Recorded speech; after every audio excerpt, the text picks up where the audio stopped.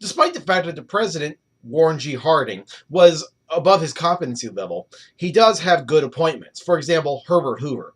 Herbert Hoover was the Secretary of Commerce. He's a self-made millionaire, a mining engineer, and amongst one of the first graduates of Stanford University. Harding makes good appointments to his cabinet, but unfortunately, he also makes some bad ones. One example is his Secretary of the Interior, Albert Fall. Fall and some of his friends are going to abuse the trust of the President of the United States. Within a few years, Harding is going to be presiding over one of the most corrupt administrations in U.S. history up to that point. Now, we're talking about corruption, basically an honest graft, stealing money. They weren't trying to attain power. They were just trying to get money. Now, Harding wasn't part of stealing the money, but make no mistake of it, he actually had some corrupt practices. For example, this is a time period of prohibition, and Harding and his friends had a little greenhouse on K Street. That's where the lobbyists are now working, and that's where he kept his personal bootleggers delivering illegal alcohol, where he and his friends could play cards and keep girls.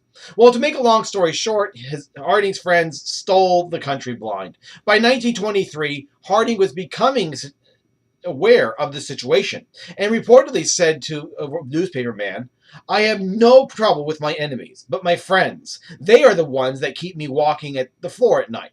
Now, Harding in 1923 takes a trip to Alaska. He gets sick from food poisoning, has a stroke, and dies in office. Then the corruption of what's going on under his administration comes out. And for one concrete example was Albert Fall. Now, the Interior Department administered over vast oil reserves. One of these was in Wyoming called the Teapot Dome, which belonged to the United States government. It's an oil reserve. Fall arranged to have the rights to the Teapot Dome leased to a private oil company. For that, he gets cash, bonds, and a herd of prize cattle for his ranch in New Mexico. A massive payoff. Fall was fired from the cabinet and eventually will serve a year in jail, the first member ever to go to jail. The Teapot Dome, therefore, is significant for us because it's basically the scandal of all scandals up to the 1920s. Any scandal that happened after it until Watergate will be compared to Teapot Dome. The corruption under Harding did not hurt the Republican Party, partly due to the fact that the American people, they didn't really care about it too much. People were not interested, they were so intent on normalcy, and they were not interested in the problems. The other reason is, when Harding dies, that allows Calvin Coolidge to become president. Now, Coolidge was probably more pro-business than Harding had ever been, and he's just in favor of normalcy as Harding was. But he didn't have Harding's character flaws nor his friends. He's thrifty and a stingy type of individual. He was visiting his father, a justice of the peace in Vermont, when Harding dies, and Coolidge is administered the oath of office in his father's kitchen.